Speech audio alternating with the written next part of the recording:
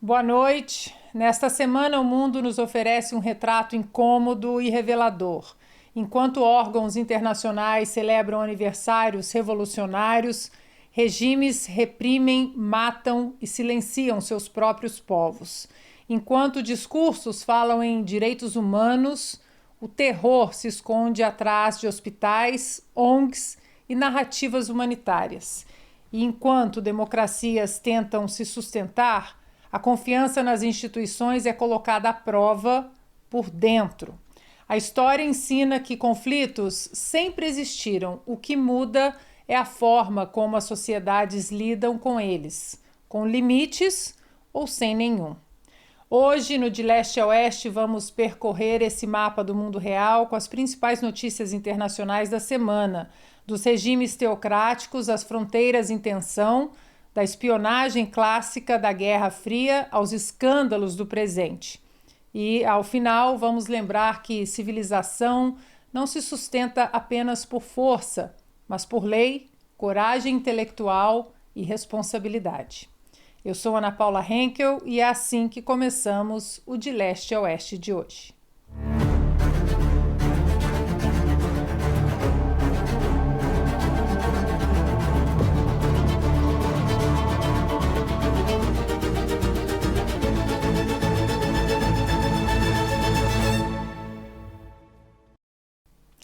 E claro que para comentar as principais notícias internacionais da semana, eu fui atrás deles. Boa noite, Flávio Morgenstern.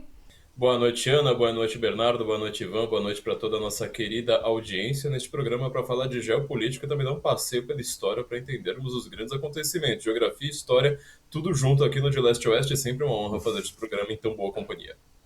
E lá do Paraná, Bernardo Kister, boa noite. Boa noite, Ana. Boa noite, Ivan. Boa noite, Flávio, nossa querida audiência. Hoje a gente vai, de alguma maneira, colocar o jornalismo na berlinda com o bom jornalismo aqui da Oeste. Vamos lá. Bom, São Paulo, Paraná e vamos para Londres, porque nós somos um programa chique, temos um correspondente na Europa. Boa noite, Ivan. Boa noite, Ana. Boa noite, Flávio. Boa noite, Bernardo. E uma saudação especial a toda a nossa audiência. É preciso trazer atualizações importantes aqui. O caso Epstein na Europa está dando o que falar e a gente vai ter que dar uma passadinha na Guerra Fria, olha só. Então, tá aí um pouquinho do que está para vir no programa de hoje. É só aqui que a gente pega a Guerra Fria e traz para o presente. Começamos o programa de hoje, então, com a notícia de que a Organização das Nações Unidas, a ONU, acredite, parabenizou o Irã pelo aniversário da Revolução Islâmica. Um gesto simbólico que contrasta de forma contundente com a realidade do regime iraniano. A manifestação ocorre menos de 2 semanas após a divulgação de relatórios que apontam milhares de mortes em repressões recentes em protestos no país. Ainda assim, o secretário-geral da ONU, Antônio Guterres, enviou uma mensagem oficial ao presidente do Irã, destacando o aniversário como uma oportunidade para refletir sobre o caminho do Estado iraniano e seu papel na comunidade internacional. Inacreditável.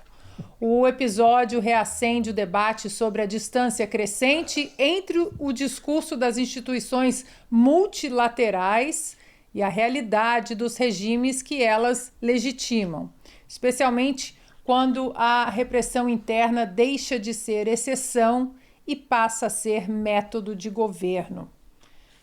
Diante disso, fica a pergunta: qual é hoje o papel da ONU?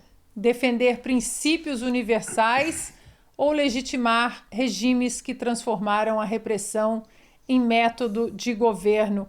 Eu vou começar esse primeiro giro com o Flávio, mas nós vamos seguir nessa pauta, porque no nosso giro histórico, essa semana, 11 de fevereiro, tem uma data importante. Já já a gente vai ligar com essa notícia. Flávio, a ONU parabenizando o regime iraniano pela Revolução Islâmica.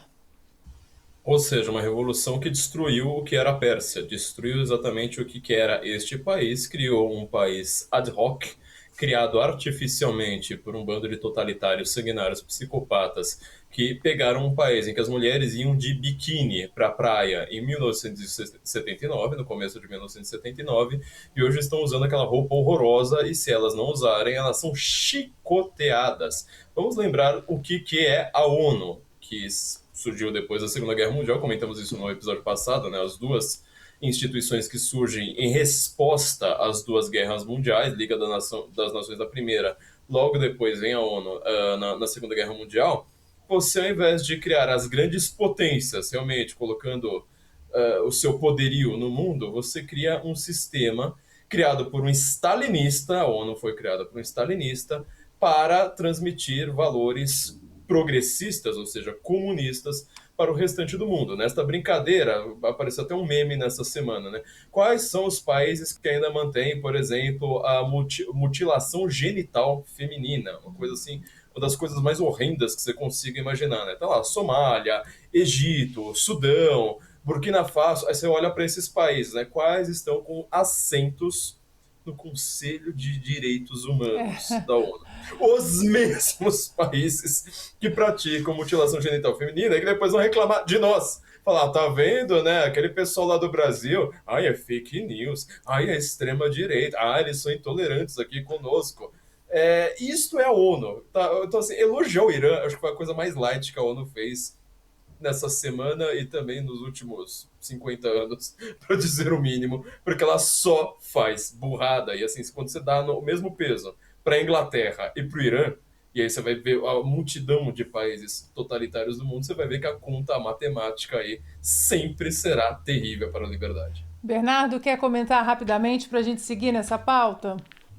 É só aumentar a lista de bandidos, né, países que são liderados por bandidos e grupos de pessoas insanas. No Conselho de Direitos Humanos está lá a Nigéria, que mata cristãos com a conivência do governo, China, não preciso nem comentar, está lá o Paquistão, cujo governo é conivente, se não parceiro de uma gangue que escraviza cristãos por dinheiro e por sexo, Catar, que abriga os terroristas internacionais, Arábia Saudita, Cuba, Nicarágua e Venezuela. Essa é a ONU. Só essa listinha. Bom, e para entender o peso simbólico dessa estranha comemoração exaltada pela ONU, é preciso voltar no tempo. Em 11 de fevereiro de 1979, a Revolução Islâmica consolidou a queda da monarquia no Irã e levou ao poder o Ayatollah Khomeini, inaugurando um regime teocrático baseado na fusão entre religião, Estado e força. Não se tratou apenas de uma mudança de governo, mas de uma ruptura profunda com a ordem política anterior. A partir dali, a repressão interna passou a ser apresentada como virtude revolucionária e a política externa do país passou a se orientar pelo confronto ideológico permanente. Quase meio século depois, o regime instaurado em 1979 permanece no poder, sustentado por coerção, vigilância e violência, enquanto a data segue sendo celebrada oficialmente como símbolo de libertação. E é justamente essa distância entre o discurso da revolução e a realidade do regime que ajuda a explicar as contradições que ainda hoje marcam a relação do Irã com o mundo. Vamos ao vídeo explicando o que significa o 11 de fevereiro de 1979. A narração é de Augusto Nunes. No dia 11 de fevereiro de 1979, o Irã ultrapassou um ponto sem retorno. Em 16 de janeiro, o Shah Reza Pahlavi havia deixado o país. No dia 1º de fevereiro, o Ayatollah Khomeini retornara do exílio, mas foi em 11 de fevereiro que o regime imperial efetivamente entrou em colapso. O desfecho se consumou quando o exército iraniano optou pela neutralidade.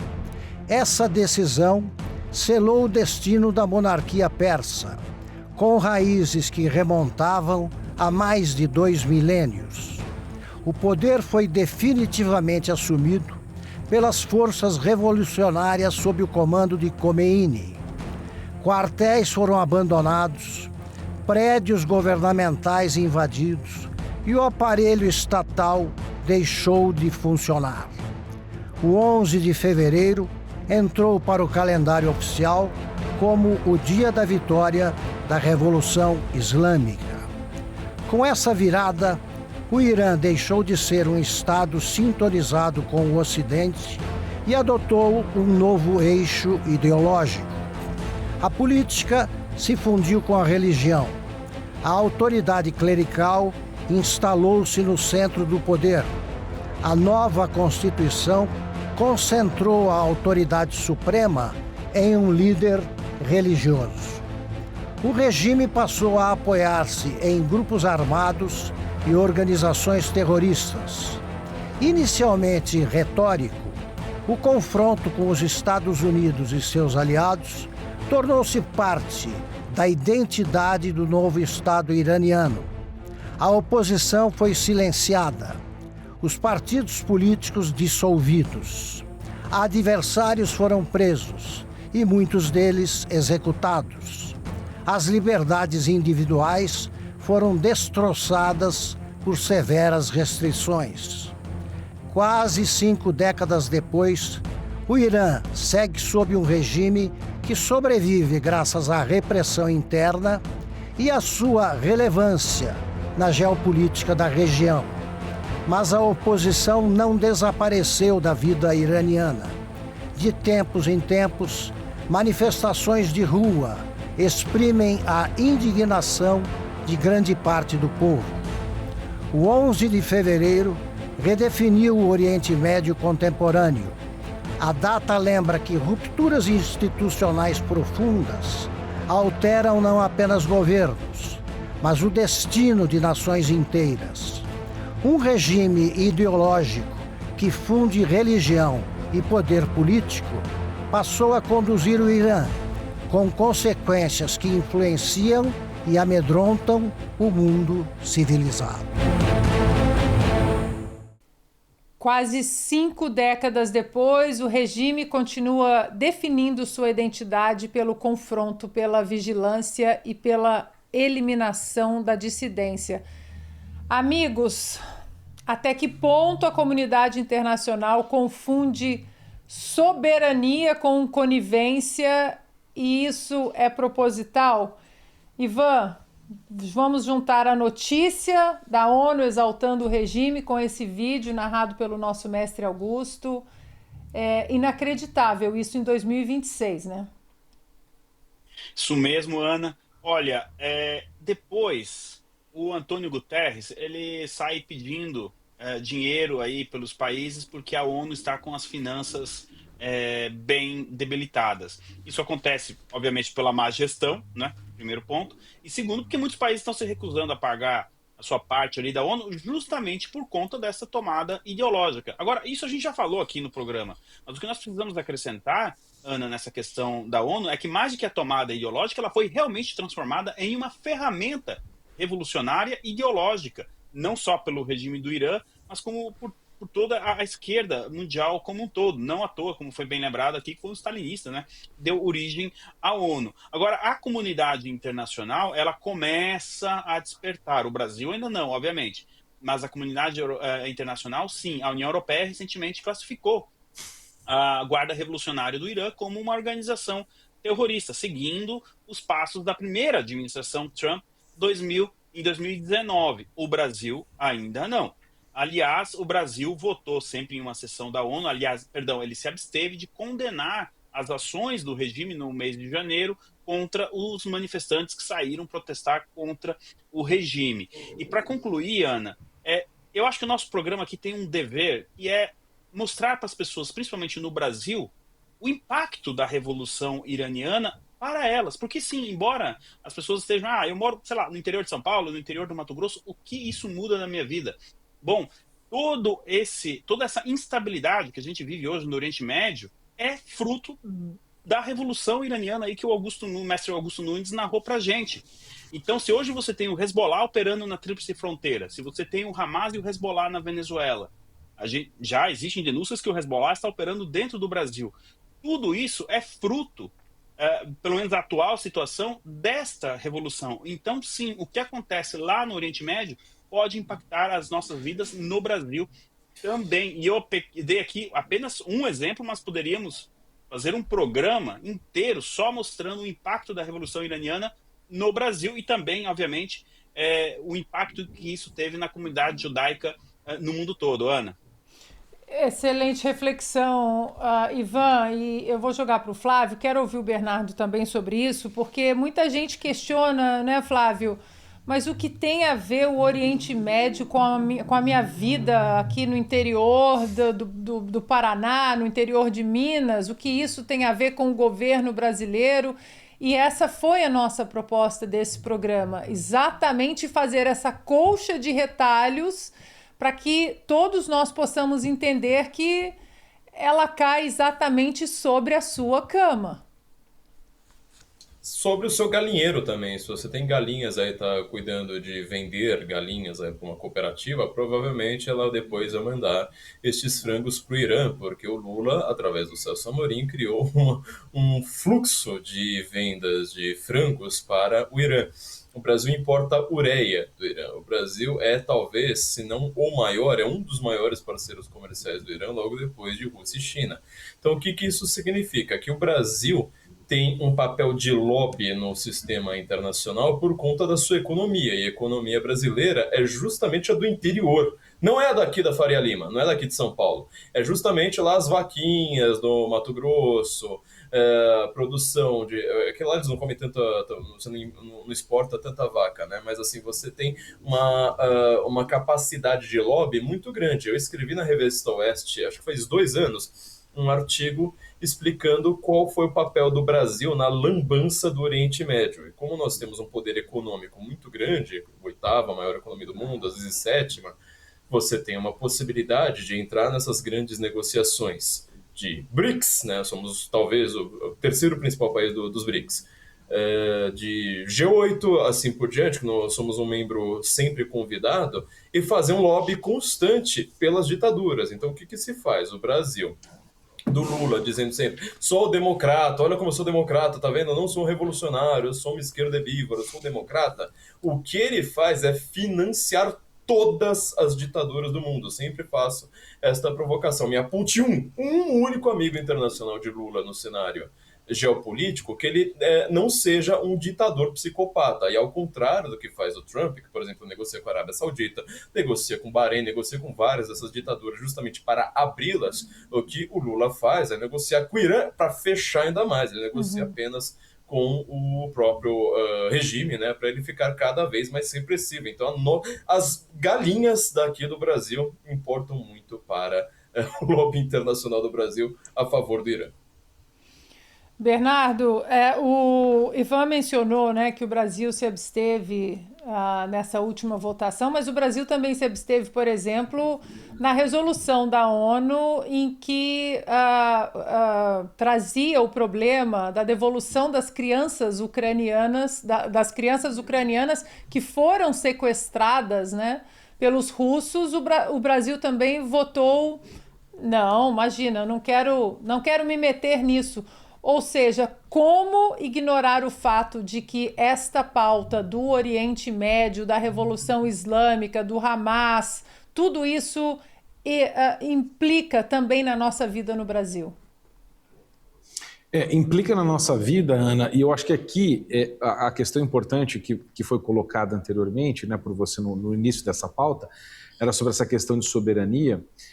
E existe um princípio que a igreja, vamos dizer assim, ao longo dos séculos espalhou no mundo, e que isso é quase que uma doutrina consuetudinária, né? Quase um consenso na comunidade internacional, que é o princípio da subsidiariedade. Ou seja, quando um grupo ou uma pessoa não pode fazer algo por si mesmo, alguém que tem mais capacidade e condições deve fazer por ela. Então, por exemplo, se você tem capacidade de pegar o seu lixo e botar na frente da sua casa, ok, você deve fazê-lo. Né? Se você não pode fazê-lo, né, e depois fazer a reciclagem, todo o processo que é caríssimo, o Estado ou uma empresa subsidiada pelo Estado deve fazer isto, ou seja, o que o menor não pode fazer, o maior e melhor deve fazer por ele, ou seja, é um princípio óbvio que está na estrutura da realidade. E isso se aplica também nas relações internacionais. Então, seja no caso da Venezuela, seja no caso de Cuba ou no caso aqui específico do Irã, você tem uma população empobrecida, controlada, militarmente, controlada por grupos terroristas que foram mencionados aqui, controlados pelos próprios exércitos e forças armadas da República Islâmica. Você tem a internet cortada ou então funcionando capenga, toda controlada. Você tem um isolamento do país e a utilização da estrutura estatal não para benefício da população, para o bem comum da população, mas para toda esta balbúrdia internacional que acaba afetando o Brasil, por exemplo, encarecendo as rotas comerciais por meio dos estreitos, né, que a gente tem e que esses grupos que o Irã financia acabam muitas vezes contribuindo para o encarecimento das rotas, o que chega a fazer o produto ficar mais caro aqui no Brasil por conta desses grupos, Hamas, Hezbollah, Houthis e outros, né? Então, Ana, questão de soberania aqui, ela é muito relativa neste ponto, ou seja, se você tem uma população absolutamente controlada, incapaz de resolver o seu problema por si mesmo, alguém que é maior, melhor e tem capacidade para fazer isso, deve fazê-lo, entendeu? Isso é um princípio lógico da subsidiariedade que faz parte da doutrina social da igreja, mas faz parte do Ocidente. Isso é uma conquista nossa.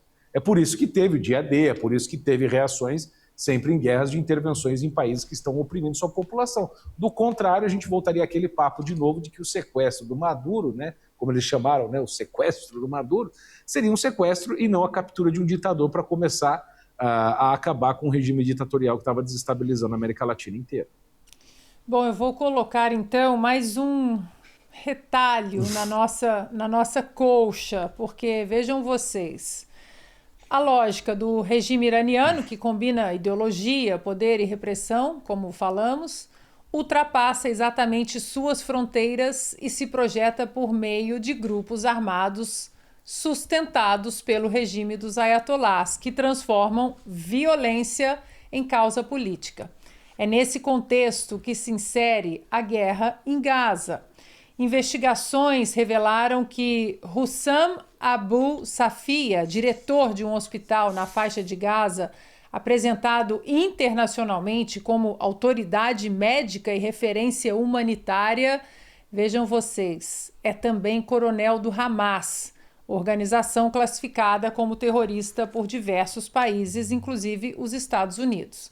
Além disso, Hussam Abu Safia atua como colunista do New York Times, um dos jornais mais influentes do mundo, frequentemente citado como referência no debate internacional sobre o conflito, sem que sua vinculação ao Hamas tenha sido apresentada ao público. O caso expõe um padrão preocupante. Estruturas civis e plataformas de prestígio internacional passam a servir como instrumentos de legitimação ideológica, enquanto o terrorismo é suavizado por uma linguagem humanitária. Quando hospitais, ONGs e jornais deixam de ser espaços neutros e passam a operar como extensões de projetos ideológicos armados, a fronteira entre vítima e algoz então se dissolve. Amigos, quem fiscaliza as organizações que se apresentam como neutras em zonas de conflito? Eu vou jogar para o Flávio, porque exatamente atrás do Flávio tem uma das capas da revista Oeste. Não dá para ver direito aqui, né? Vamos colocar o Flávio lá. A verdade não morre. Eu vou jogar para você, Flávio, para você comentar essa notícia estarrecedora. Pois é. A gente acabou de falar sobre o papel do Brasil na bagunça do Oriente Médio. Uma das coisas que eu falo, inclusive neste artigo da Revista Oeste, foi o lobby do Celso Amorim, não apenas pelo Irã. E o lobby pelo programa nuclear do Irã. Quem que eram os dois maiores lobistas do regime iraniano, elogiado aí pelas Nações Unidas? Barack Obama, primeiro, óbvio. Celso Amorim, em segundo lugar. Talvez acho que eu tinha algum país nórdico, se não me engano, na Dinamarca, que estava lá meio na dúvida, em terceiro. Mas olha compare os pesos, né? Fica muito claro. O Celso Amorim mesmo, o Celso Amorim... Oi, fala Bernardo. Só fazer um adendo do Celso Amorim. Certa vez ele disse, tem uns 2, 3 anos, que o fato do Hamas ter um papel central na Palestina é algo encorajador. Ele tem um prefácio de um livro escrito por ele, no qual ele elogia o caráter diplomático do Hamas. Isso foi escrito, acho que uns 2, 3 anos antes do atentado violento do Hamas, né, que até então tinha matado mais judeus desde a Segunda Guerra Mundial em tão poucas horas, né? Então, a gente vê que o papel do Brasil nessa diplomacia é terrível. Então, o Brasil ele faz parte já do eixo do mal, mas como sempre alertamos aqui, infelizmente até o Ocidente enxerga o Brasil como um país democrático em comparação às ditaduras, né, venezuelana, boliviana, assim por diante. Ora, volta aqui para a questão do Hamas. O principal mecanismo do Hamas, já peguei alguns livros, eu não sei pronunciar o nome dela, viu? Uma autora que ela fala sobre linguagem narrativa, Introduction to Narrative Warfare é o nome do livro dela, custa uma fortuna, mas é um livro fininho, né, que eu usei para os meus cursos, com os meus alunos, no qual o que ela faz? Ela pega terroristas, né, esses terroristas são presos, e ela precisa extrair informações dos caras. Ela, inclusive, é afegã, se não me engano. E o que você faz? Você precisa entrar na cabeça dele, falar nos termos, né, da religião deles, assim por diante. Qual que é o principal foco de alguns grupos terroristas, como o Hamas, que ele não é bem visto por outros grupos terroristas da região? Olha a bizarrice. O problema do Hamas, especificamente, é o seguinte, eles adoram fazer uma narrativa internacional de entupir um hospital, entupir uma escola de terroristas, atirar a partir desses pontos e falar, não me atire de volta. A partir do momento que você atirar, você vai acertar uma criança, você vai acertar um velhinho, uma mulher, e aí vamos fazer um escândalo internacional. Estão fazendo a limpeza étnica aqui, olha só, mais um hospital, olha só, Gaza está sem água por conta deste estado fascista, etc, etc. Ou seja, o Hamas, ele não é bem visto nem por outros grupos terroristas que acham esse tipo de atitude de usar escudos humanos uma covardia, mas pela ONU, pelo Celso Amorim, por várias outras instituições em universidades brasileiras, americanas, por aí a coisa muda de figura. Só um último adendo, né? Acho que foi a universidade, agora não lembro de qual país, acho que dos Emirados Árabes, reclamou da Universidade de Londres, lá do senhor Ivan, dizendo, olha, não mande, país árabe, tá? País muçulmano, falou, não mande pessoas para essa universidade porque elas voltam radicalizadas acreditando em grupos terroristas. Olha como é que está o mundo, né? Ivan e Bernardo, vocês querem comentar rapidamente para a gente seguir a pauta? Só lembrando que o Flávio falou, né, em crianças, em escudo humano, esse Hussam Abu Safia, ele também fazia parte, vejam vocês, do corpo pediátrico de um dos hospitais em Gaza. Vejam vocês que absurdo isso. Colunista do New York Times, Bernardo. Ana, o New York Times não é a primeira vez que ele faz esse tipo de canalice. Se nós voltarmos aí 100 anos atrás, nós temos o famoso caso do jornalista galês Mr. Gareth Jones, né, que ficou famoso por expor nos anos 30 o horror do Holodomor, que estava sendo encoberto, né, pelo Walter Duranty, né, do New York Times, o correspondente na Rússia, né, que estava publicando, inclusive, negações e minimizando o caso do assassinato proposital pela coletivização das propriedades rurais que Stalin fez para matar a população ucraniana, que morreram no mínimo 3 milhões, algumas estatísticas dizem 6 ou 7 milhões. Né?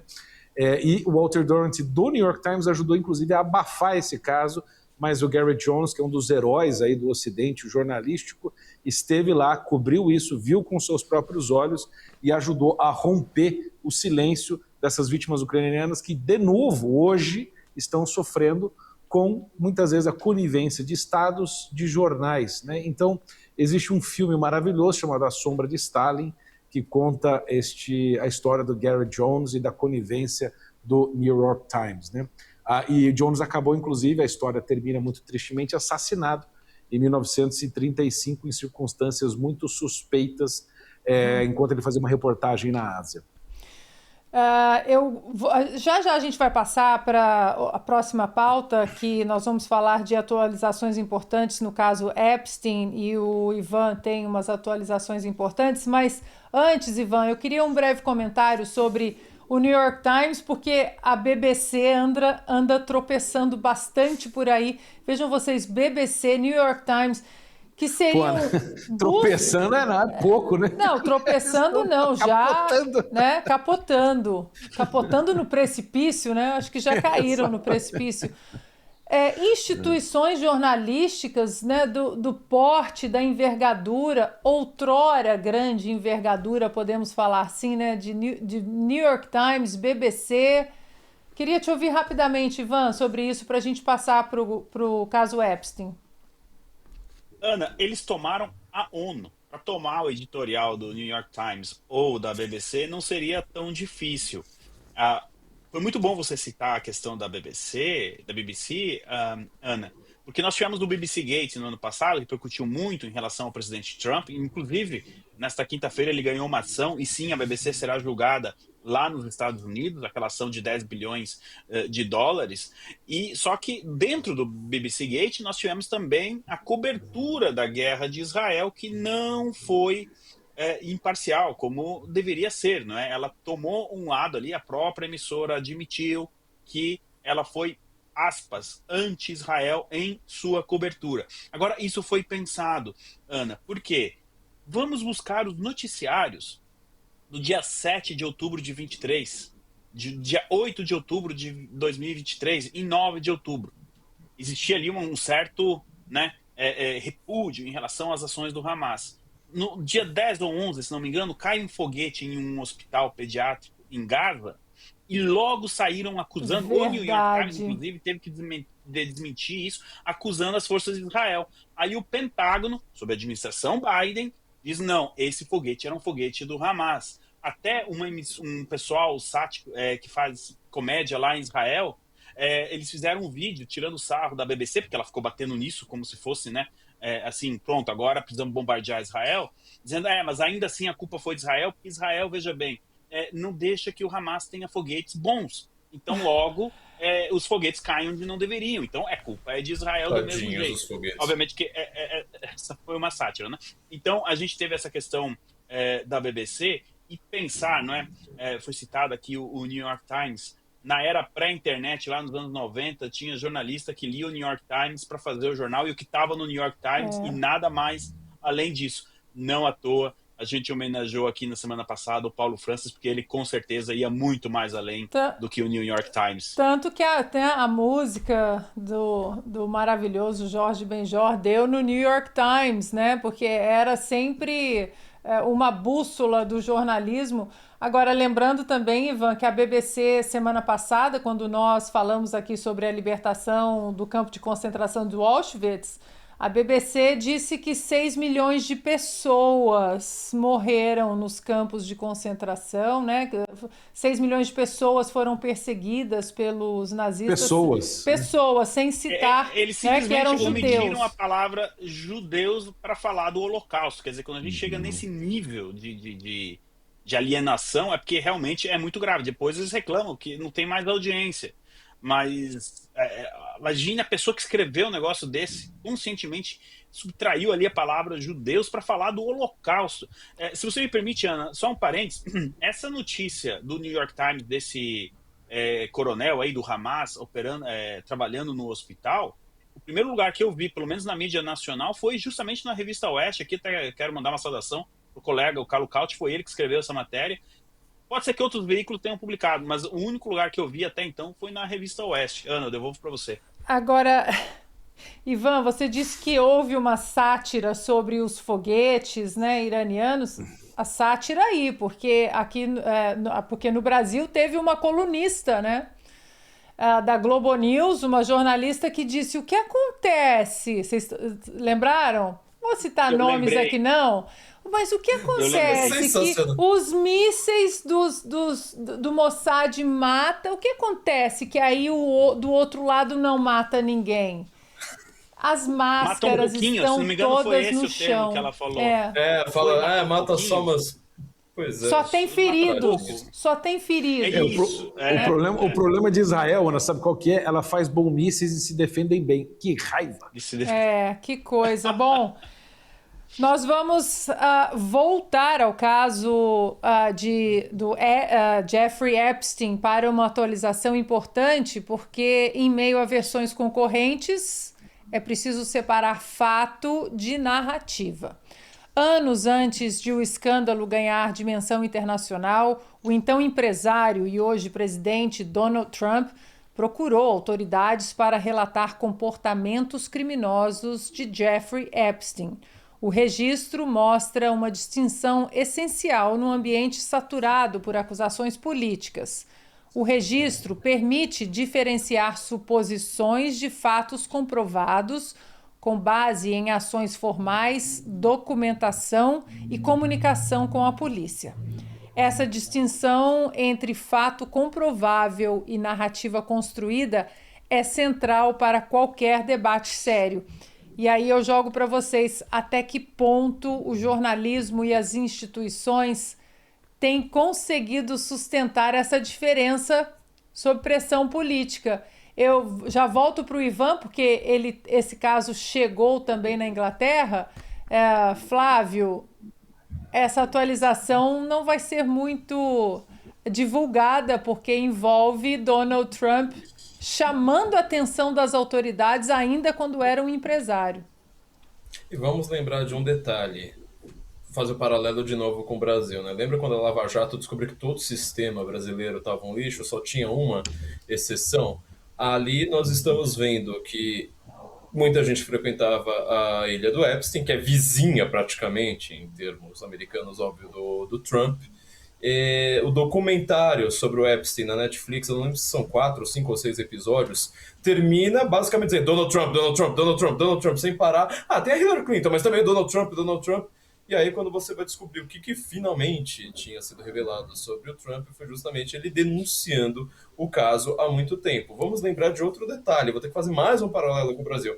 As últimas eleições não foram entre Lula e Bolsonaro, foi entre Bolsonaro e STF. Então, a eleição americana foi a mesma coisa. Não foi entre Trump e Biden, não foi entre Trump e Kamala Harris. Quem é Kamala Harris? Quem é Biden? Ninguém lembra quem é o Biden, nem o Biden lembra quem é o Biden. Foi entre Trump e FBI, né? Ou seja, fazendo o papel ali do STF, que o STF faz no Brasil. Ora, se o FBI está revelando que o Trump, na verdade, está totalmente limpo na história, aí você vê que a coisa cresce. Só que não sai na mídia em lugar nenhum. Só aí você deveria abrir assim, qualquer portal de notícia lá de cara e falar assim, olha, né, falaram tanto do Trump, mas no final das contas o vizinho da ilha do Epstein, ele estava denunciando, enquanto que o resto não. E todo o resto que nós falamos são Bill Gates, são cientistas, Hollywood inteira, todas essas pessoas aclamadas como vozes da razão contra o perigosíssimo Donald Trump. Ninguém faz um meia-culpa. O Bill Gates foi flagrado, né, se contradizendo, falando, liberem a lista, sendo que poucos meses atrás, o mesmo Bill Gates estava dizendo, sim, a lista de clientes do Epstein é real. Também são reais o Papai Noel e, sei lá, o Chapeuzinho Vermelho, alguma coisa do tipo. Quer dizer, fazendo ironia, agora ele, enfim, muda completamente o discurso, querendo dizer, mas não era só eu que estava indo naquela ilha. Então nós vemos que não noticiar também é uma forma de manipulação, também é uma forma de desinformação por esses grandes conglomerados. Resta nós aqui sozinhos da Revista Oeste fazendo nossa barricada aqui na nossa trincheira. Ivan, como os tentáculos desse caso horroroso estão atingindo a Inglaterra? Antes de mais nada, eu acho que nós temos aqui que prestar nossa solidariedade, de alguma maneira, às vítimas desse caso, que são inúmeras, não se sabe o número de vítimas.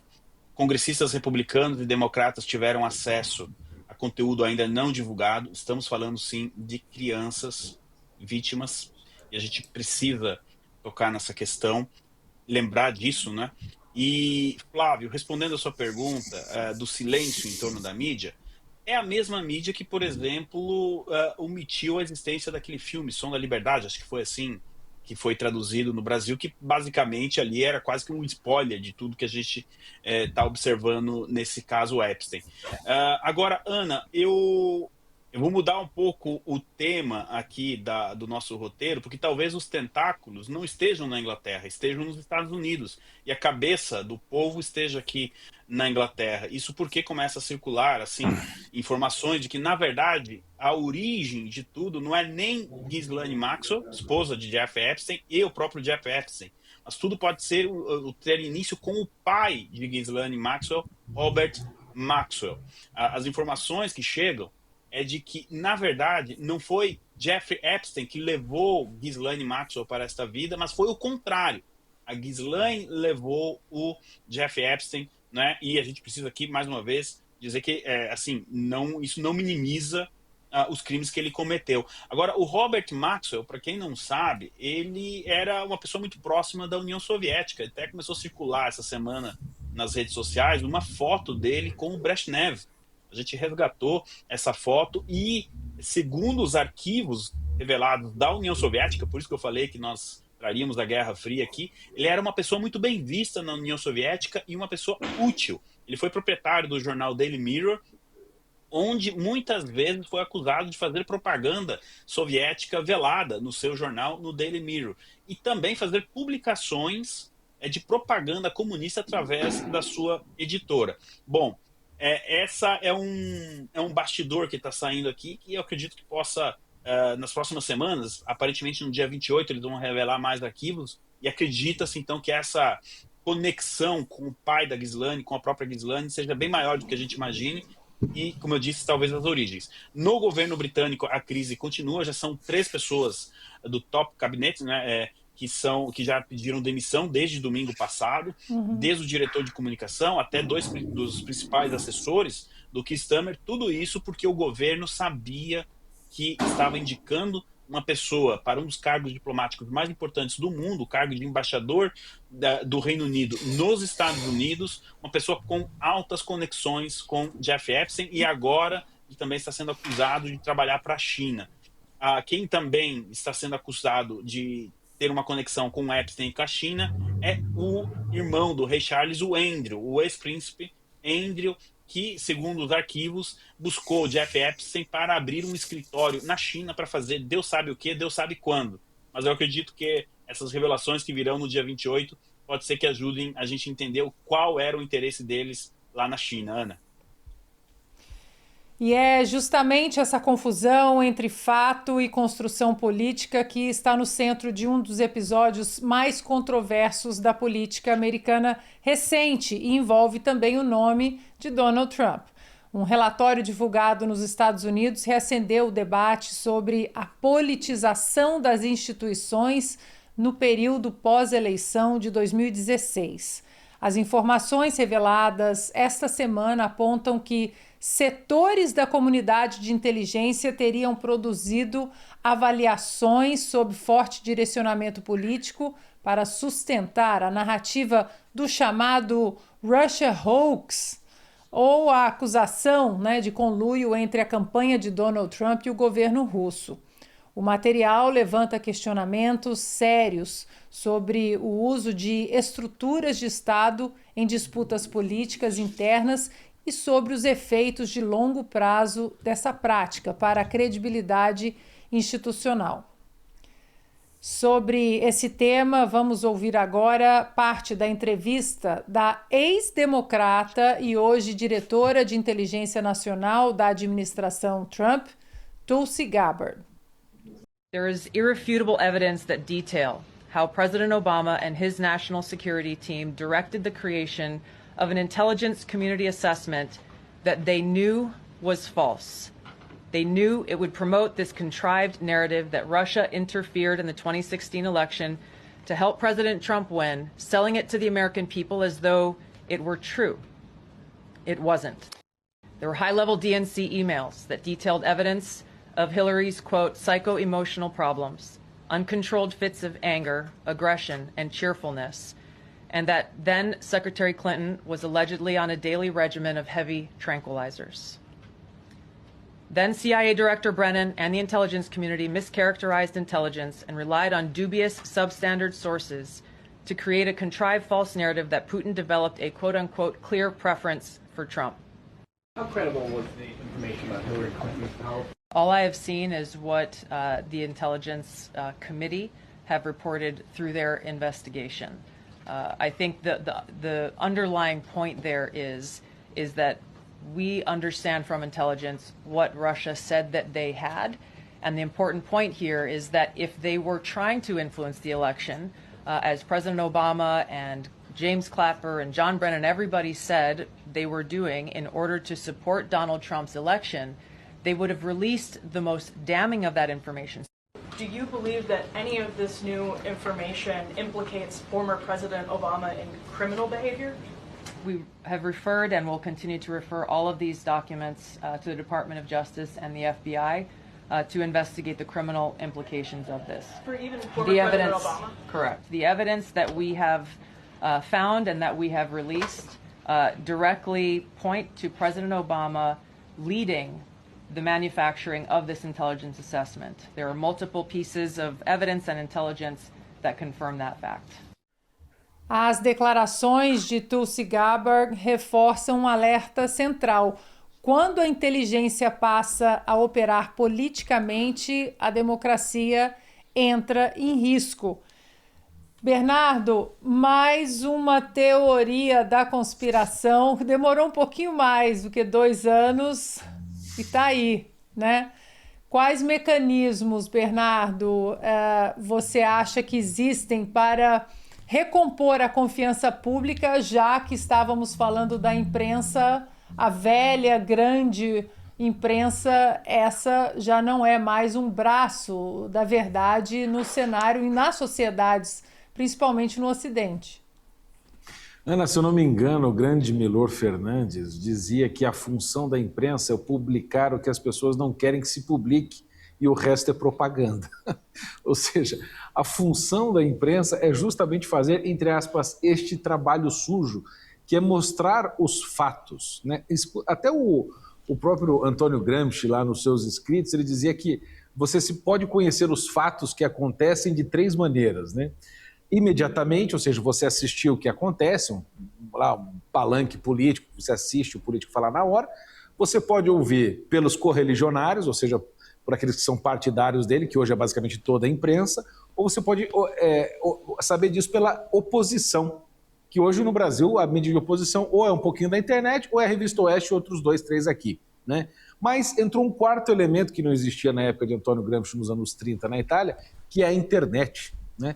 Ou seja, a internet transformou cada pessoa num jornalista, em que a pessoa pega o seu celular, a mídia fala A e o pessoal filma e mostra B, ou seja, mostra os fatos. Teve aquele show daquele latino cujo nome eu não lembro e não quero que lembrem, lá na abertura do Super Bowl, né? Um ridículo que cantava em espanhol que nem os latinos entenderam. E aí eu vi depois os shows, ele cantando e todo mundo assim, ó.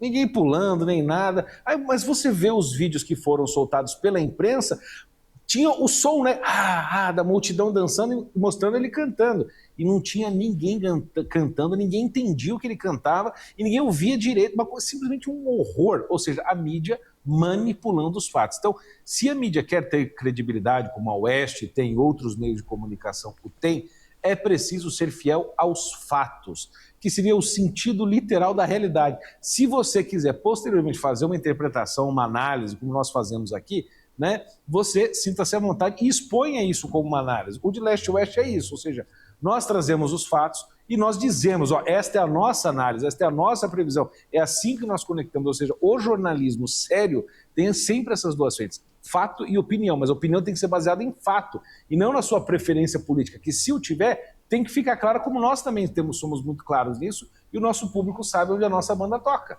Então o problema todo é este, é um jornalismo que falta sinceridade, que trabalha muitas vezes para o crime, como é o caso desse do Hamas, ou no Brasil de diversos jornais que encobriram por mais de 15 anos a existência do Foro de São Paulo, que quando aparecia eles tratavam como um louco que está falando lá na Virgínia, né, ou quando era o Olavo denunciando, ou é qualquer maluquinho, mas esse negócio não abafou por 15 anos. Depois que eles tinham tomado o poder, aí bom, agora pode falar, o Lula pode aparecer no Foro de São Paulo, no Planalto, como presidente, que não tem problema nenhum orquestrando a tomada da América Latina pela URSAL, né, como chamava o Cabo Daciolo, né, a União das Repúblicas Socialistas da América Latina, que na verdade o Lula já confessou que esse era de fato o plano. Esse debate não é novo. Já em 2020, quando essas inconsistências começaram a emergir, houve temas que simplesmente não podiam ser discutidos sem rótulos ou tentativas de silenciamento ou cancelamento. Escrevi sobre isso, sobre o Russia Hoax, à época não como uma aposta política, mas como um exercício básico de jornalismo, esse mesmo ao qual o Bernardo se referiu. Seguir fatos, documentos e perguntas incômodas. E a revista Oeste se consolidou como um espaço onde esse debate sempre foi possível, mesmo sob pressão. O jornalismo independente paga um preço por recusar consensos artificiais, mas é essa recusa que permite que questões antes silenciadas voltem à luz, agora sustentadas por evidências oficiais, inclusive provas. Imprensa livre, aqui sustentada por vocês e pelo amor à verdade. Hoje não se trata de reivindicar razão, trata-se de registrar que os fatos, teimosos que são, cedo ou tarde, eles sempre se impõem. Nós vamos para um rápido intervalo e já voltamos com mais notícias internacionais da semana.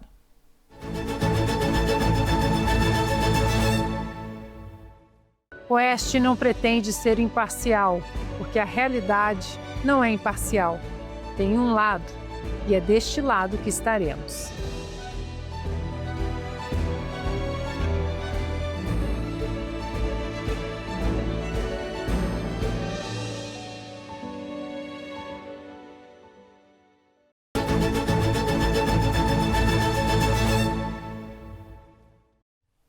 Quando instituições passam a ser usadas como instrumentos políticos, a confiança pública se deteriora. Mas, fora do palco doméstico, a lógica entre estados costuma ser outra, mais silenciosa, mais pragmática e menos retórica. É nesse terreno que se insere o caso de Mark Fogel. A Casa Branca relembrou nesta semana a libertação do cidadão americano que havia sido detido injustamente na Rússia desde 2021. O episódio envolveu negociações diplomáticas discretas entre Washington e Moscou e expôs uma realidade pouco discutida. Mesmo em ambientes de alta tensão política, estados continuam negociando nos bastidores, especialmente quando vidas humanas se tornam peças de pressão geopolítica. Prisões desse tipo não são apenas questões jurídicas. Elas fazem parte de uma estratégia mais ampla em que o poder se exerce longe das câmeras e fora do discurso moral. Esse tipo de troca silenciosa lembra que conflitos internacionais nem sempre se manifestam em guerras abertas. Muitas vezes, eles se dão por meio de acordos discretos, gestos calculados e concessões mútuas. E essa lógica, como a história mostra, vem de longe. Para entender como esse tipo de negociação moldou o mundo e por que ela ainda ajuda a explicar o presente, nós vamos voltar a um episódio simbólico da Guerra Fria, narrado pelo nosso mestre Augusto Nunes. No dia 10 de fevereiro de 1962, em plena Guerra Fria, com o mundo sob a ameaça constante de um conflito nuclear, uma ponte em Berlim foi palco de um dos episódios mais representativos do século XX. Coberta pela névoa do inverno, a ponte Glienicke ligava dois mundos em confronto. De um lado estava o piloto americano Francis Gary Powers. Do outro, o agente soviético Rudolf Abel. 2 anos antes, quando voava sobre território soviético, o avião espião U-2, pilotado por Powers, foi abatido. Capturado, julgado e condenado em Moscou, ele se tornou uma peça valiosa no tabuleiro da Guerra Fria. Abel, um dos principais espiões da União Soviética, agiu nos Estados Unidos até ser preso. Naquele 10 de fevereiro, eles foram trocados ao fim de negociações realizadas sob absoluto sigilo. Os entendimentos incluíram a libertação simultânea de um estudante americano detido em Berlim Oriental. Mas o episódio foi mais que a volta para casa de 2 prisioneiros. A troca também revelava que, mesmo durante a polarização decorrente da Guerra Fria, certas regras seguiam em vigor. Nenhum dos lados parecia mais forte ou mais fraco. O que havia era equilíbrio de poder.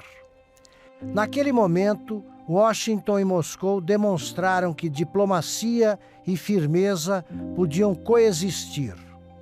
Poucos meses antes da crise dos mísseis em Cuba, quando o mundo esteve à beira do abismo, prevaleceu ali a racionalidade. Décadas depois, a cena foi reproduzida nas telas de cinema.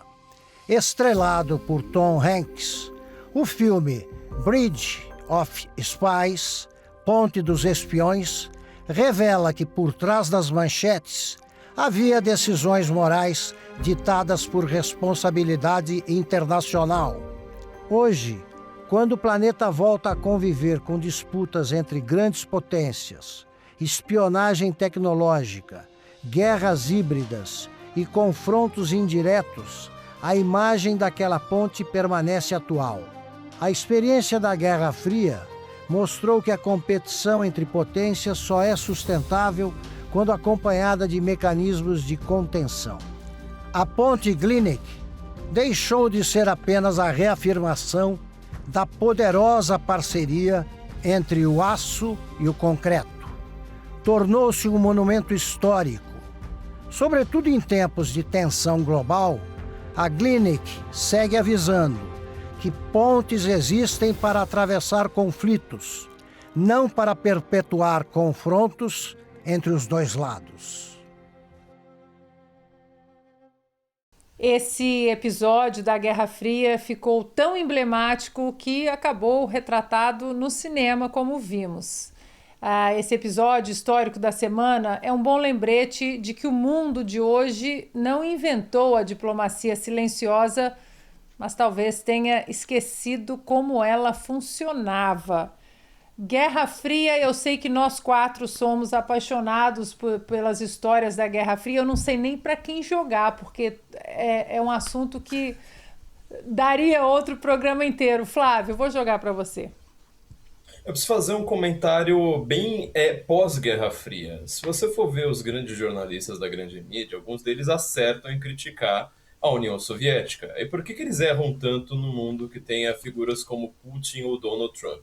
Porque eles ainda têm uma mentalidade de Guerra Fria no qual, pelo menos, a explicação era mais fácil. Ou seja, tem um lado que defende liberdade e tem um lado que é um totalitarismo. É fácil você definir um mundo assim.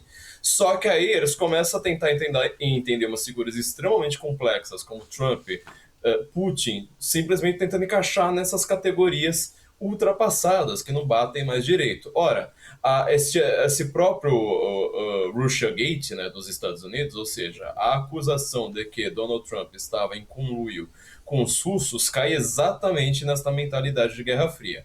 O que acontecia, tentando resumir aqui uma história muito cabeluda de uma maneira bem rápida. O Biden, a família Biden, junto com a família Obama, junto com a família Clinton e junto com a família Bush, junto com grandes famílias de democratas e republicanos no alto estado americano, queriam uma guerra com Putin a partir da Ucrânia. O Trump sempre falou, apesar de eu ser a favor da Ucrânia, eu não sou a favor dessa guerra. Ah, tá vendo? Então ele tá de conluio com Putin. Mas nunca comentam que essas famílias americanas estavam em conluio com outros ditadores, às vezes piores ao redor ali do Putin, que são seus ditadores concorrentes, inclusive fazendo umas coisas na Ucrânia bem discutíveis.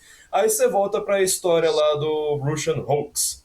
Lembra aquela famosa cena do Trump dando uma coletiva de imprensa assim que ele foi eleito no primeiro mandato, que ele aponta, acho que é pro Andrew Cuomo da CNN e fala "You are fake news", e virou um meme supremo, né? Vocês são fake news. Ele diz que ele que criou o termo fake news, né? Sendo que já existia uns 2-3 anos antes dele.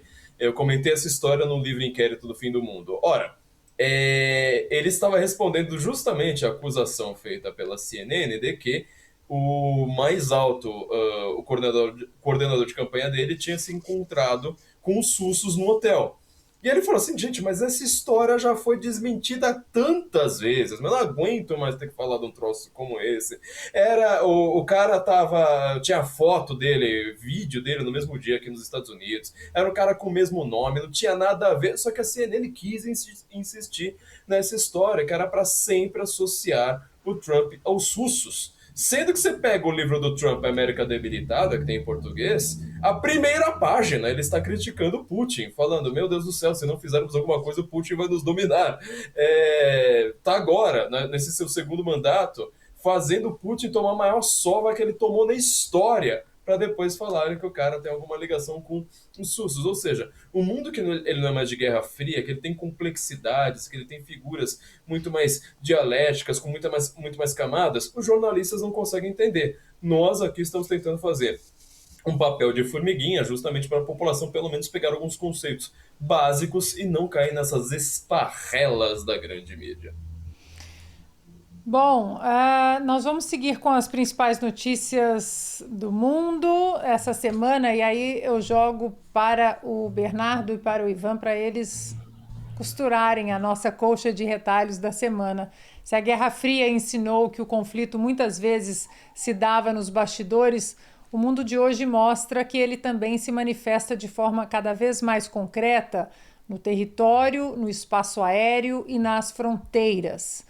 Nesta semana, o Departamento de Defesa dos Estados Unidos confirmou que militares americanos utilizaram tecnologia experimental de alta energia testada na base de Fort Bliss, no Texas, para neutralizar um objeto inicialmente classificado como possível drone na região de El Paso, posteriormente identificado como um balão, pelo menos na versão oficial.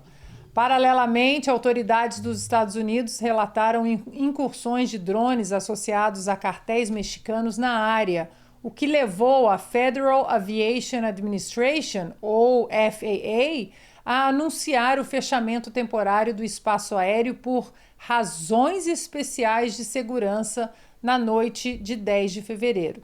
O episódio reacende o debate sobre segurança aérea, coordenação entre agências e o avanço de ameaças tecnológicas na fronteira sul nos Estados Unidos, uma região onde crime organizado, inovação e defesa nacional passam a se cruzar cada vez mais. E quando fronteiras se tornam pontos sensíveis de segurança, decisões econômicas e energéticas passam a ter impacto geopolítico imediato. Também nesta semana, o México suspendeu o fornecimento de petróleo para Cuba, aprofundando a crise energética enfrentada pela ilha e sinalizando uma mudança relevante no tabuleiro regional. A decisão foi confirmada pela presidente Claudia Sheinbaum, que afirmou buscar alternativas diplomáticas para evitar impactos internos no México, enquanto Havana enfrenta a escassez severa de combustível. O movimento ocorre após pressões econômicas e políticas e retoma um ponto destacado neste programa na semana passada, quando exibimos um vídeo em que Donald Trump afirmava que o México deixaria de abastecer Cuba. Vamos rever esse trecho. Nation now, and they're not getting any money from Venezuela, and they're not getting any money from anywhere. It's a failed nation. Mexico is going to cease sending them oil. So I'd like to take care of the people that are here from Cuba. You know, we have many people that came from Cuba that were thrown out of Cuba or that fled Cuba. They came over in rafts. They went through shark-infested waters. I don't know how they did it. And that was many years ago. Many would like to go back. Many would like to at least visit their relatives. And I think we're at a pretty close point. We are dealing with the Cuban leaders right now. Mais do que uma decisão comercial, a suspensão do fornecimento expõe como energia segue sendo instrumento de pressão política e como escolhas nacionais produzem efeitos imediatos sobre regimes que dependem de apoio externo para sobreviver. Antes de passar para os comentários, vamos acrescentar mais uma notícia internacional que tem a ver com todo esse contexto. A Itália aprovou um projeto de lei que autoriza bloqueios navais contra embarcações de imigrantes em suas águas territoriais, uma das medidas mais duras já propostas pela Europa no controle das fronteiras marítimas. O governo da primeira-ministra Giorgia Meloni argumenta que a medida é uma resposta à pressão migratória no Mediterrâneo e ao uso de rotas ilegais por redes criminosas, enquanto críticos alertam para possíveis conflitos com normas internacionais de resgate. Se juntarmos as 3 notícias, a fronteira aérea no Texas, a energia como instrumento de pressão no Caribe e o controle marítimo no Mediterrâneo, eu pergunto a vocês, queridos amigos, o desenho que emerge a partir de agora estados voltando a agir de forma mais direta para proteger o seu território, soberania e segurança. Donald Trump colocou o dedo na ferida e está expondo a hipocrisia no mundo. Ivan, você que está aí na Europa.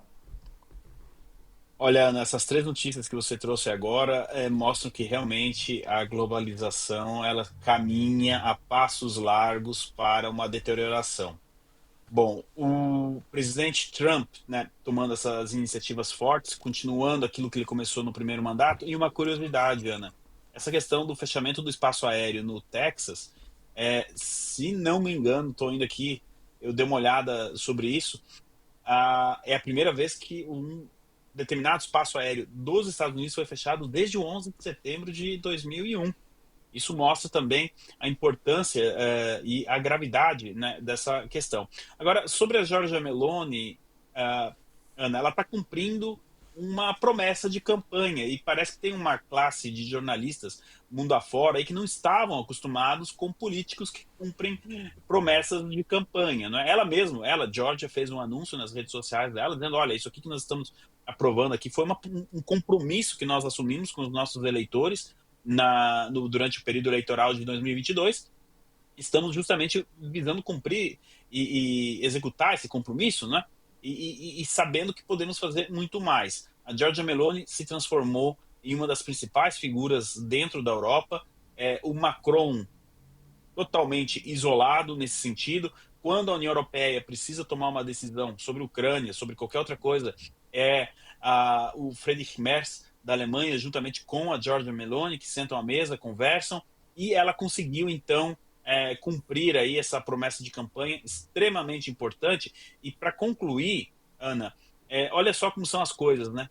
Quem deu início, digamos assim, a esse fluxo migratório da África para a Europa via Mediterrâneo com desembarques na Itália foi ninguém mais, ninguém menos do que Jorge Soros. Acho que os senhores já ouviram falar de quem é Jorge Soros, né? E também aqui a audiência pode colocar no chat se já ouviu falar de Jorge Soros. Pois é, ele que patrocinava muitas ONGs justamente para facilitar, né, esse transporte de imigrantes do norte da África para a Itália. Agora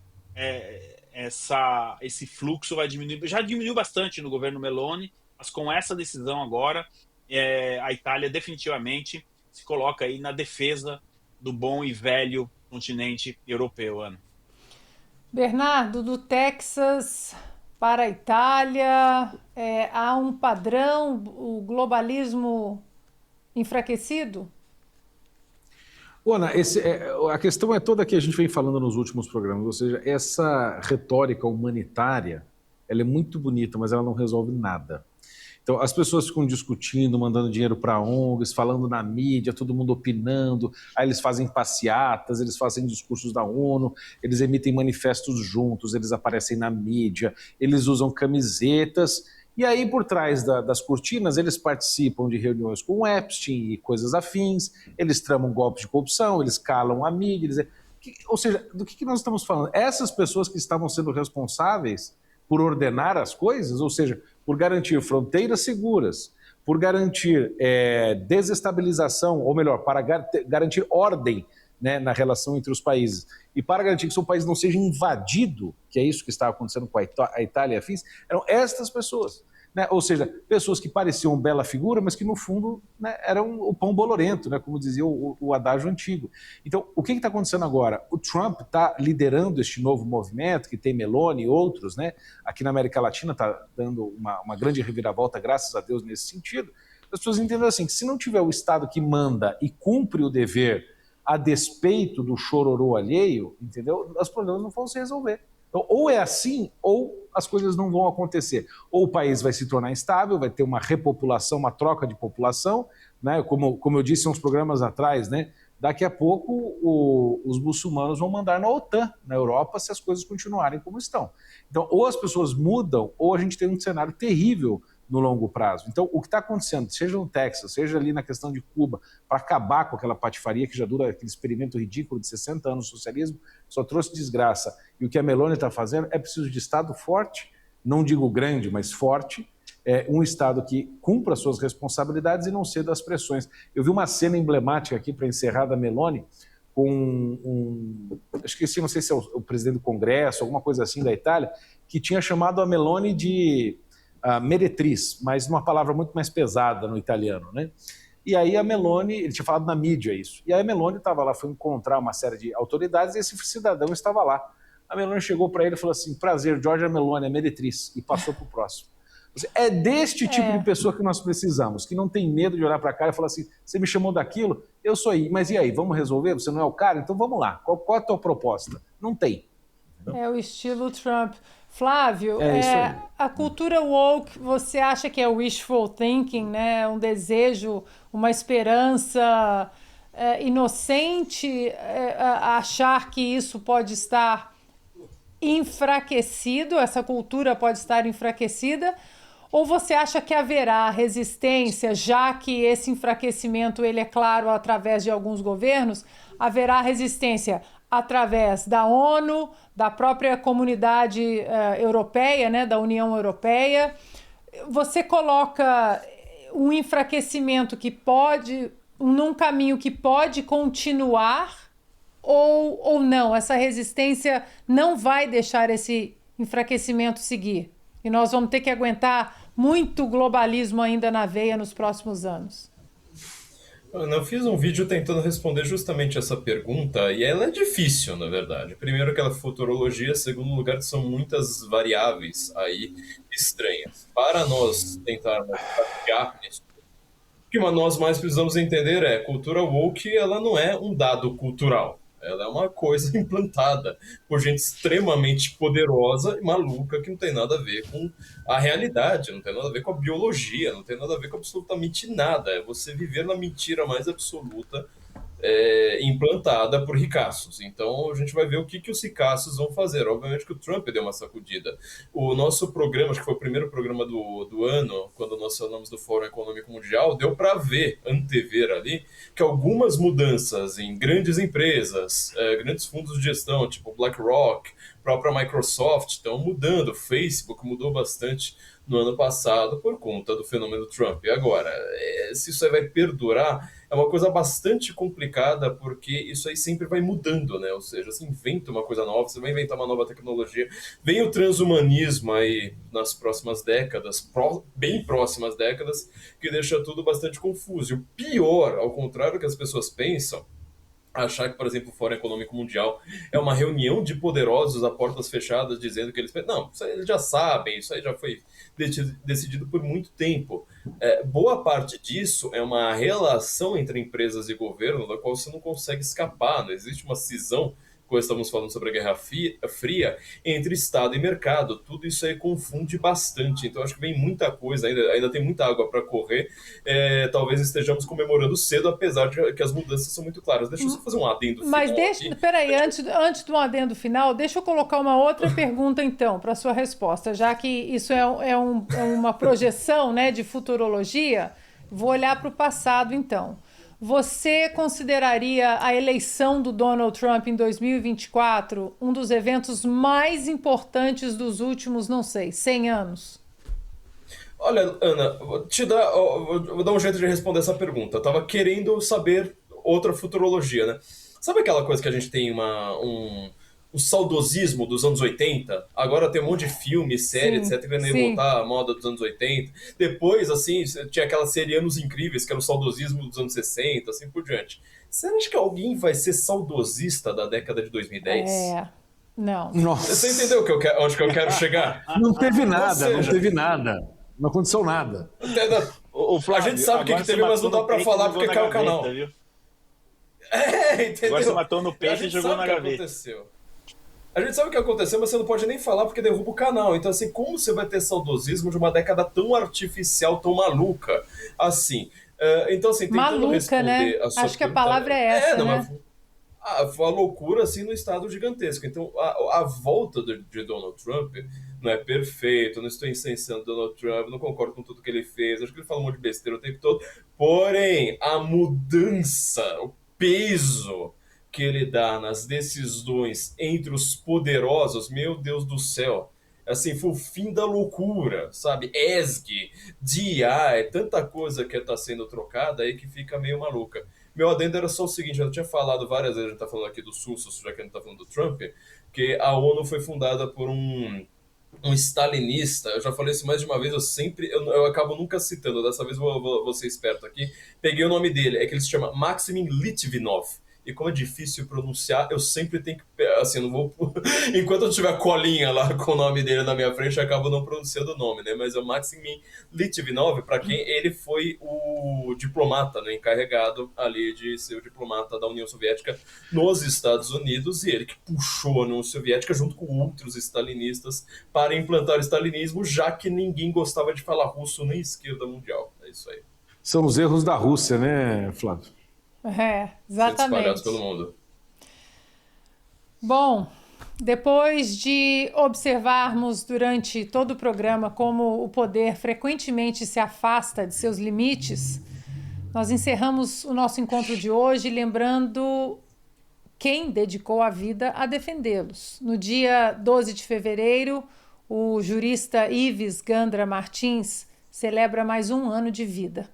Uma trajetória dedicada àquilo que sustenta uma nação quando o ruído tenta se impor à razão, o respeito à Constituição, a defesa do Estado de Direito e a convicção de que o poder precisa sempre conhecer seus limites. Em tempos de exceção moral e relativismo jurídico, vozes como a do Dr. Ives lembram que a civilização não se improvisa. Ela se constrói com princípios, coragem intelectual e fidelidade à lei. Vocês não podem desistir. Por mais difícil que seja o país, vocês são o futuro do país. Vocês têm que lutar para fazer um país melhor. Não é a dificuldade que deve fazer com que vocês desistam. A dificuldade deve fazer com que vocês lutem mais. Há trajetórias que não se medem apenas por cargos ocupados, livros publicados ou títulos acumulados. Medem-se pela coerência entre pensamento e vida, pela fidelidade a princípios quando eles deixam de ser confortáveis e pela disposição de sustentar limites em tempos que preferem a exceção. A trajetória do Dr. Ives Gandra Martins é uma dessas. Ao longo de décadas, ele se afirmou como uma voz firme na defesa da Constituição, do Estado de Direito e da ideia, hoje tantas vezes relativizada, de que o poder só é legítimo quando reconhece fronteiras. Fronteiras jurídicas, morais e institucionais. Em um país marcado por ciclos recorrentes de improviso, personalismo e tentação autoritária, essa insistência nunca foi trivial, nem isenta de custos. O Dr. Ives jamais confundiu direito com conveniência, nem a Constituição com um obstáculo a ser contornado. Ao contrário, sempre a tratou como aquilo que ela é, a espinha dorsal da vida civilizada. Seu pensamento jurídico não nasceu do aplauso fácil, mas do estudo rigoroso, da tradição intelectual e da convicção de que a lei existe justamente para proteger a sociedade dos excessos do poder, inclusive quando esses excessos se apresentam travestidos de boas intenções.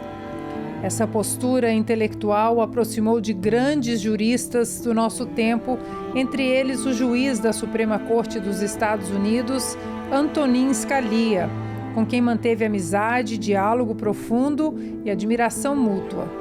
Ambos compartilhavam a crença de que o direito não pode ser moldado ao sabor das circunstâncias, mas deve ser interpretado com fidelidade ao texto, à tradição e aos limites que preservam a liberdade. Mais do que um jurista, Ives Gandra Martins representa uma postura intelectual, a de quem compreende que civilização não é sinônimo de progresso técnico, mas de autocontenção moral, a de quem sabe que liberdade não sobrevive onde a lei se torna elástica demais ou seletiva demais, e a de quem entende que, sem instituições sólidas, toda promessa política acaba se convertendo em arbítrio. Essa visão sempre esteve inseparavelmente ligada à sua fé cristã, vivida de forma discreta, constante e inabalável. Uma fé que não se impõe como discurso, mas que orienta a consciência, responsabilidade e compromisso com a dignidade humana. Para o Dr. Ives, a lei nunca foi apenas técnica, foi também expressão de uma ordem moral que reconhece limites ao poder, porque reconhece valor à pessoa. Em tempos de ruído, relativismo e corrosão das referências, sua obra e sua vida funcionam como um lembrete incômodo e necessário de que princípios não existem para adornar discursos, mas para orientar decisões difíceis. Seu legado recoloca um critério essencial no debate público: o poder não é virtude quando se afasta da lei. Celebrar o aniversário do Dr. Ives Gandra Martins é, portanto, mais do que homenagear um homem, é reafirmar a importância da Constituição, da responsabilidade institucional e da coragem intelectual em uma era que frequentemente tenta substituí-las por atalhos. Vale a pena o direito, mesmo que as dificuldades estejam, ir em frente, porque quem está disposto a não desistir, remar contra a corrente, quando a corrente se torna favorável, está muito à frente de todos que não tiveram coragem de remar contra a corrente. Esse é o conselho que eu dou.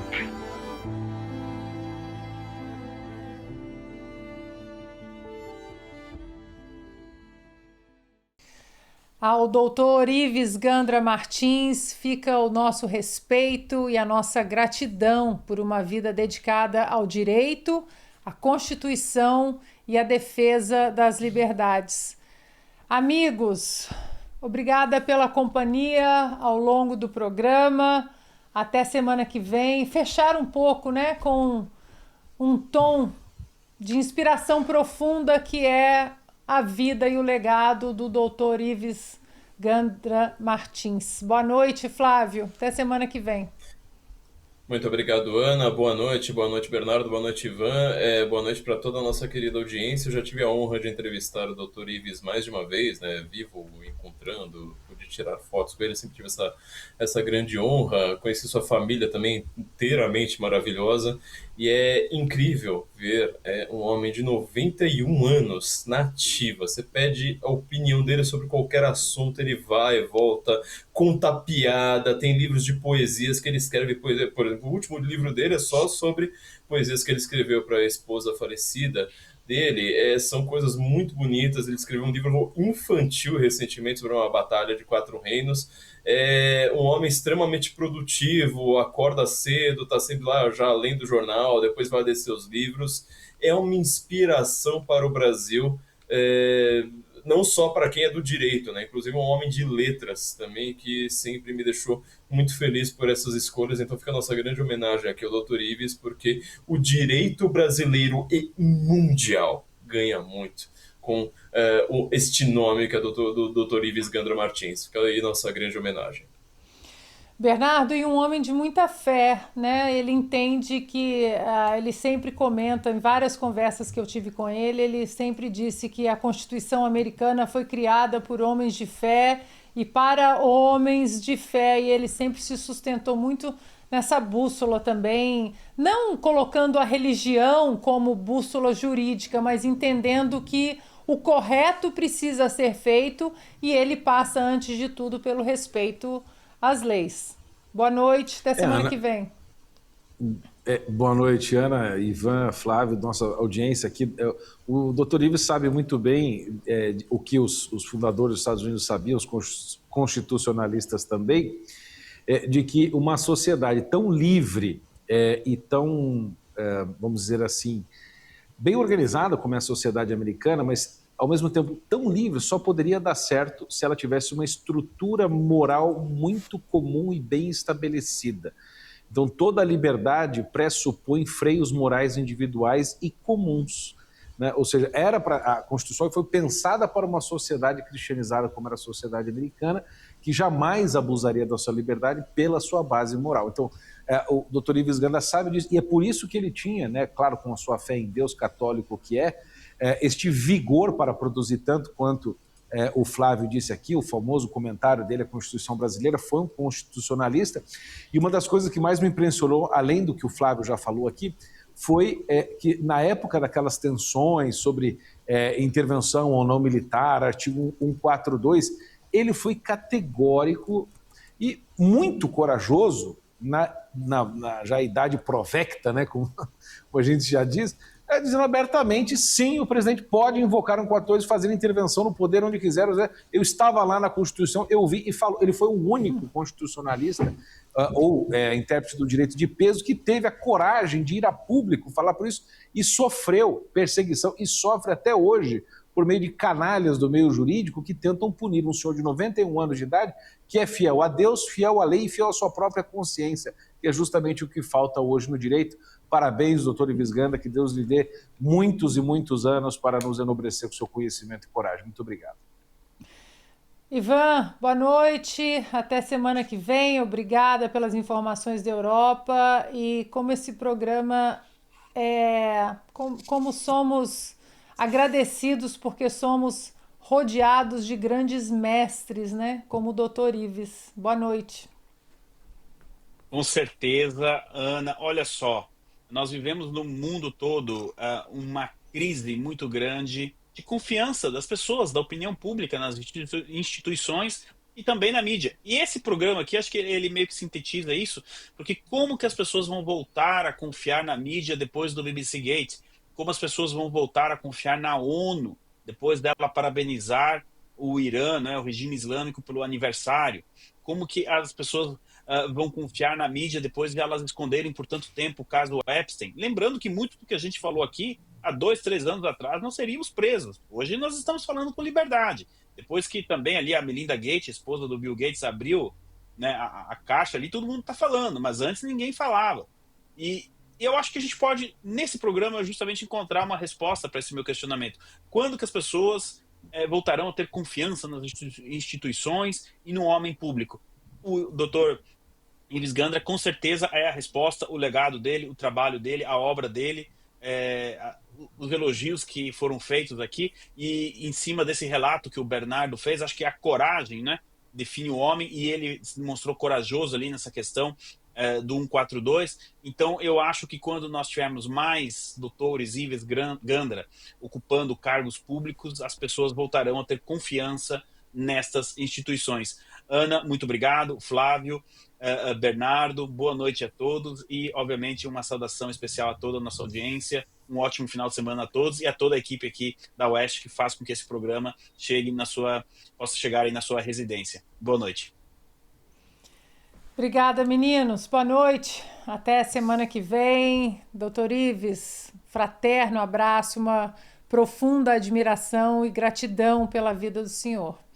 O programa de hoje percorreu diferentes cenários internacionais, mas todos eles apontam para o mesmo traço do nosso tempo: o poder voltou a se afirmar de forma direta, pela força, pela tecnologia, pela energia, pelo controle das fronteiras e pela disputa das narrativas. Vimos instituições sob tensão, regimes se legitimando apesar da repressão e estados recorrendo novamente a negociações silenciosas. O que muda não é a lógica do poder, mas a forma como ela se apresenta. Nesse contexto, a homenagem ao Dr. Ives Gandra Martins lembra a importância de preservar limites e a centralidade da lei. A história mostra que sociedades livres não colapsam de uma vez, mas pela erosão gradual de critérios e responsabilidades. O De Leste a Oeste fica por aqui. Obrigada pela companhia, boa noite e até semana que vem.